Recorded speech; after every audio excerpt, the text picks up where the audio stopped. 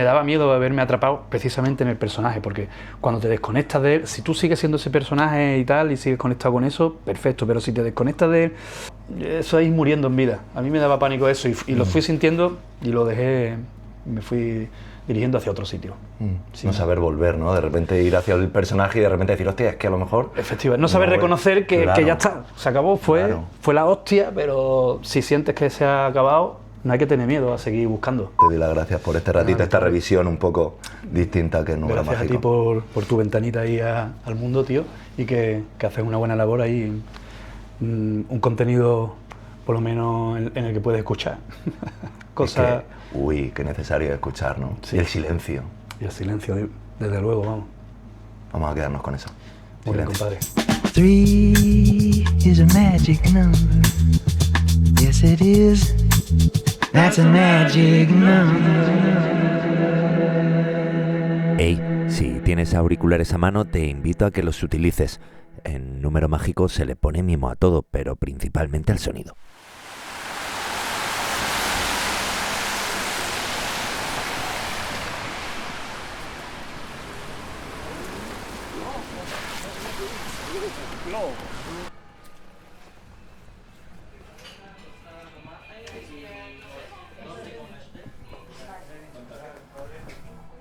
El día nos ha regalado este encuentro, pero también nos ha dado lluvia. Sí, tío. ¿Cómo estás? Pues muy bien, tío. Aquí andando. Joder. Para arriba y para abajo otro día. Para arriba y para abajo. Tranquilo, dentro de parece que eso, pero yo he estado en otras épocas de mi vida. Y sí. Mucho más frenética. Aquí, vamos a otro sitio aquí al lado. otro lado. Perfecto, vamos. Nos vamos al otro lado que estamos ya tranquilos y podemos hablar. ¿Qué te parece? Sí, me parece increíble.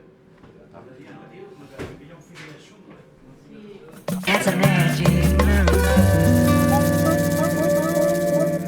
Lo que tú necesites que vayamos viendo, sin problema. Qué arte. Juan Medina, ese apéndice desobediente que casi está tocando África, la línea de la Concepción, Sí. vía Mallorca y hoy nos encuentra en Madrid, en Lavapiés. ¿Qué 3 cosas te comiste de chiquitico, ese chiquillo curioso, ese adolescente autodidacta que se empeñó en ser dueño de su historia, ¿no? O sea, de alguna manera como pasando de lo amplio a lo concreto, a lo preciso. ¿Cómo fue eso? Pues... ¿Qué 3 cosas? Bueno, yo creo que me comí a un fotógrafo seguro, porque siempre me ha llamado mucho la atención la fotografía. El flamenco, yo diría que me comió a mí, él, más que yo a él. Sin duda. Y no sé, pero también, pues creo que a un poeta también, aunque yo sea un simple aficionado, la verdad, porque esto de la poesía es algo bastante complejo para mí. El transmitir emociones solo con un papel y un bolígrafo o un lápiz, pero siempre me llamó también. Tal vez sea porque en el flamenco hubo una época en que los cantadores empezaron a musicar poemas, ¿no? De Lorca y de un montón de gente, ¿no? de aquella época. Entonces creo que también por ahí empezó a picarme, decir, hostia, cuando se ponen 4 frases bien puestas, eso araña también, como la música. Y bueno, y dices que no, pero al final también se te ha nombrado mucho como ese poeta de parque y al final, pues bueno, a los hechos me remito, ¿no? Al final contar una historia es contar lo universal y tus canciones han llegado muy lejos, ¿no? Entonces, ¿cómo? Bueno, sí, he tenido esa suerte de conectar con la gente a través de las canciones, la verdad. Al final yo creo que, esto lo digo ya como alguien que también agarra algunas canciones de otros, ¿no? Al final cuando uno conecta con una canción, creo que es una manera de compartir una forma de sentir, ¿no? O sea, de sentir un alivio. Te sientes reconocido en esa canción o te llega. Entonces tuve esa suerte de que un montón de gente se reflejara en esas canciones, en algunas de las que escribí, sí. Es algo bastante bonito, sobre todo porque yo también lo he sentido desde el otro lado, ¿no? He crecido, pues eso, aferrándome a canciones de otros artistas que me han hecho mucho bien, ¿no? Y con todo eso hay un momento en el que también el otro día leía y me parece muy oportuno si nos ponemos a ver tu línea, ¿no? Cómo ha llegado un momento en el cual la isla, ¿vale? O ese momento tuyo en el cual matamos al personaje para dejar vivir al hombre, ¿no? Y en ese proceso también, pues, como tú dices, nos tenemos que apoyar del arte, de las personas, de los amigos, pero vamos a quedarnos en el arte. ¿Qué 3 discos, de alguna manera, y sé, perdón, la hijoputez de esta pregunta, qué 3 discos te sirvieron para sostener todo eso, ¿no? Ese universo personal que quería expresarse, no sabía cómo y ha llegado hasta aquí? Pues hoy. sí, ahora ya tengo 44, ¿no? Sigo descubriendo discos increíbles que me van desconfigurando un poco, de decir, wow. Pero cuando yo era un niño y era un chaval, la verdad es que 3 discos que me marcaron mucho fue Camarón Nuestro de Camarón, Flamenco Billy de Los Mártires. Ah, mira. Y más tarde también me casa. marcó mucho Confusión de Ketama, ¿no? Eran los momentos que el flamenco empezaba a coquetear ya con otros estilos. Además, en esa época se hacía con mucha frescura y mucha elegancia. Y cuando a mí me picó el gusanillo de la música, que fue porque yo escuché a Camarón en el coche de mi padre y tal, me dijo, ¿te ha gustado tal? Porque yo le pregunté, me dijo, vete a casa de tu tía que vive allí, al lado de donde vivía Camarón, ¿no? En la calle Teatro de la Línea, que ella tiene todos los discos también de Camarón, es muy camaronera y tal. Y fue y me dio esos 2 discos además, me dio el Camarón Nuestro y Flamenco Billy de Los Mártires, que lo tenía allí. Y claro, entonces ahí se me abrieron como 2 caminos ahí muy diferentes, ¿no? Como un poco el flamenco más puro, ¿no? Porque en ese disco Camarón pues hacía cantes de todo tipo y luego pues eso, ¿no? Los primeros coqueteos del flamenco con otras músicas como hacían Los Mártires, que fueron uno de los pioneros también. Y más tarde pues ahí investigando llegué también hasta Ketama y escuché Confusión también, un disco precioso, y ahí empezó todo. Luego ya te digo, tengo 44 años y sigo descubriendo discos que me vuelan la cabeza y que me pego muchos meses escuchando. Está muy presente la música en tus días, la música ajena, porque también de alguna manera he querido interpretar o entender, cuando he estado investigando sobre ti, que te fuiste a Mallorca para que el tiempo pasara de otra manera y para que el silencio también estuviera. Totalmente, ¿no? Sí, yo la verdad que cuando empecé a cantar ya como Juanito Macandé, después de unos años que estuve de percusionista y tal, pues me pegué ahí llevaba ya como 22 años haciendo giras sin parar, o sea, era como, ya se convirtió en un estilo de vida que era todos los fines de semana pues haciendo 3 o 4 conciertos, viajando, y eso trasladado en el tiempo llega a ser duro, la verdad, porque cuando pasan las semanas, los meses, los años y no has hecho otra cosa que viajar y tocar, te lo has gozado y tal, pero llega un momento, por lo menos en mi caso, porque también es verdad que no hay 2 experiencias iguales en la vida, ¿no? Cada uno lo vive de una manera.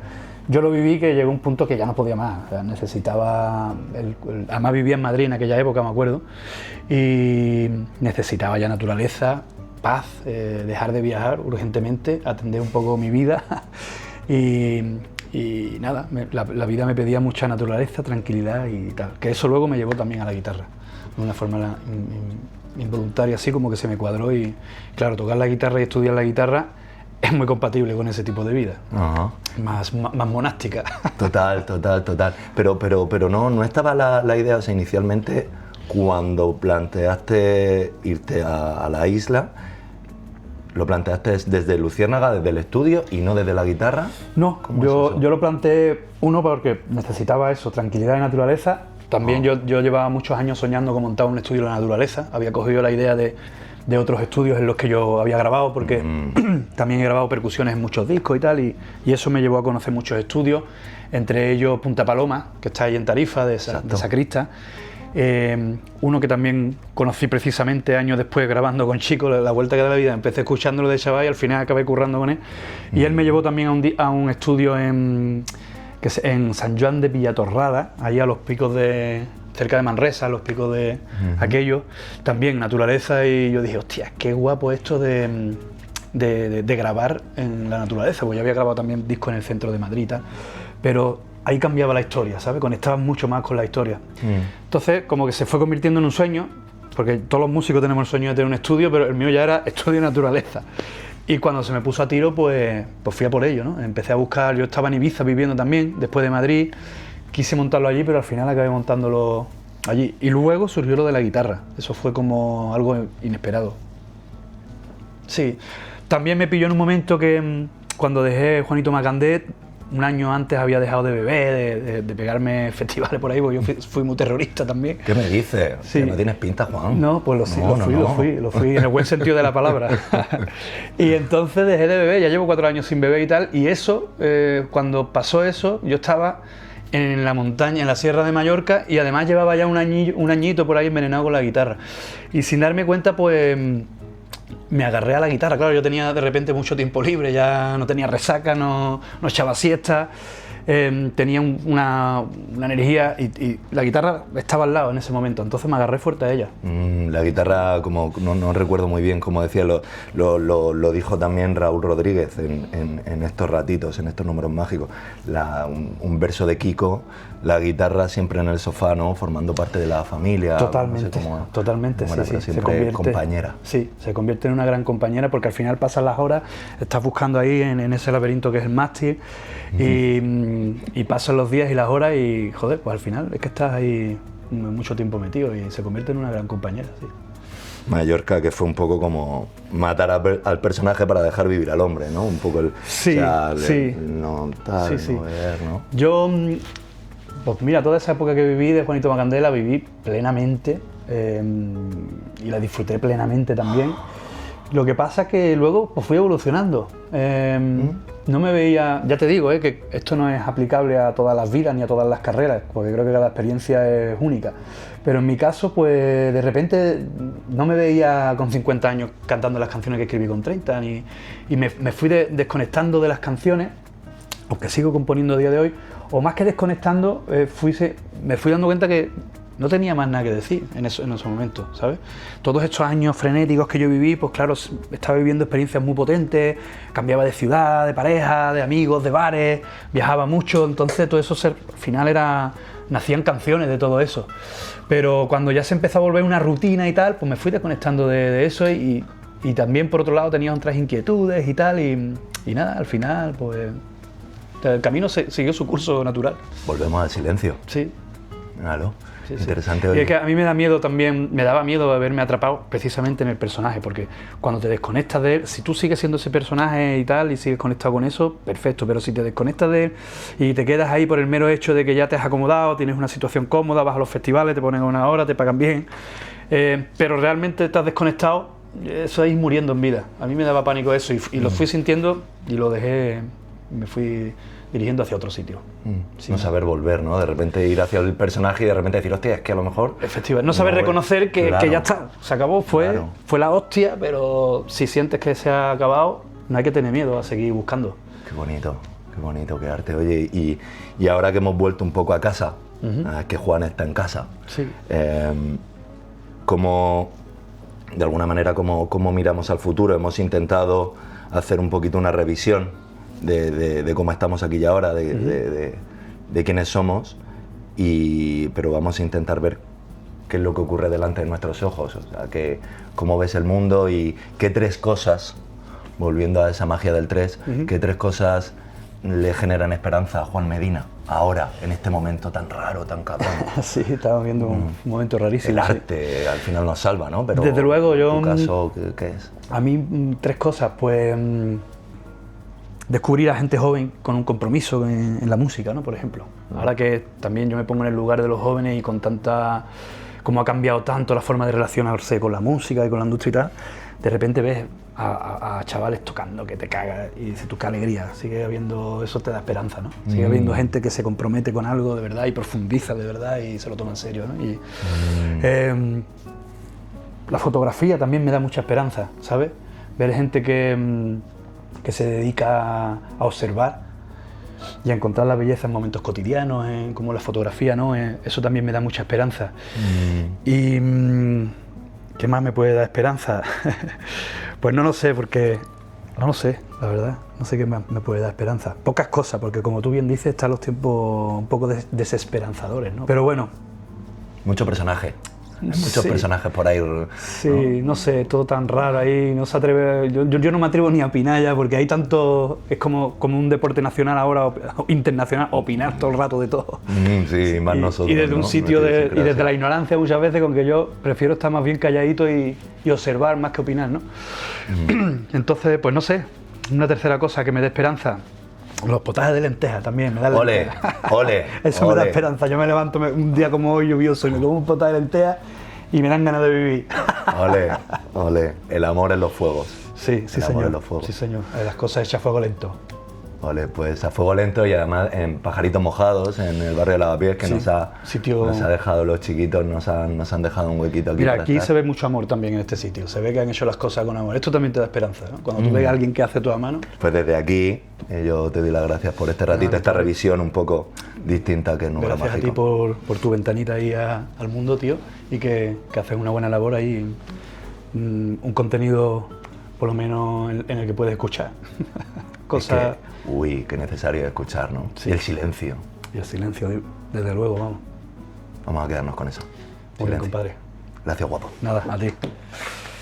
Ya está. Fácil, lo divertido, cómodo. Sí, claro que sí, Vale. compadre. It's a magic number. Escúchame, me ha hecho de regidor. Ponme los créditos en letra pequeñita. Sí, hombre, por supuesto. Gracias, tío. Gracias a ti, bonito. Que haga una segunda... Sí, que me lo llevo. Segunda temporada, que haga una buena segunda temporada, ya la iré viendo. Todo el mundo tiene que apostar un poquito por algo, ¿no? Porque de la nada no surge nada. Hay que apostar por las cosas para que haya resultados. Y hay que saber soltar, ¿no? Claro, claro. Ya, es pero uno complicado. suelta mejor si tiene confianza, por eso te digo. Claro. En esa persona. Claro. Porque sí, te entiendo lo de hay que saber soltar, no es fácil cuando en manos de otro algo que tú quieres mimar tanto y tal. ¿Hasta cuándo estuviste en la línea, Juan? Yo estuve hasta los 19, tío. A los 19 me echó mi viejo de mi casa porque no me aguantaba más. verdad. Verdaderamente me echó de mi casa, pero fue lo mejor que pudo hacer por mí. Y me vine para Madrid. Y ya desde entonces ya no volví. Ya he estado viviendo en 40.000 sitios. Pero ahí ya, o sea, claro, pero en esa época ya estaba... Perdón, me bailan los datos. Ahí ya estaba Macandé, ya con el pipi... Estaba con maquetando. Raúl. Estaba creando Radio Macandé con el Pipi y estábamos maquetando y moviendo las maquetas por aquí, por Madrid y por todos lados. Salimos por aquí. Ah, pues Aquí se come del carajo. Por aquí. Y vamos saliendo. Cuidado con las cabezas. Ha parado al menos. ¿A dónde vais? para abajo. Muy bien. Padre, un placer, tío. No, el placer es mío, Juan. Gracias de verdad por Nada, tu generosidad. Gloria. Ya me avisará cuando lo sacas. Y en el próximo capítulo... Ahí está. Hola, Hola, Consuelo. ¿qué tal? Jo, Tengo todo cerrado porque no he salido todavía. qué suerte. Avanti. Un abrazo. ¿Cómo estás? Muy bien. Ay, mira, el póster de la barraca lo tengo yo presidiendo mi salón también. mira. Qué ¿Cómo maravilla. estás? ¿Os acordáis? Consuelo Trujillo, la línea de la Concepción, vía Madrid. ¿Qué tres cosas te comiste de chiquinina? Me entra risa. ¡Ay, genial! ¿Qué tres cosas me comí de chiquinina? De chiquinina. Tuve que comer mucho más para poder estar aquí. Claro. Tres cosas sola, ¿no? Pero bueno, ese ejercicio un poco metafórico. Del 3. That's a magic number.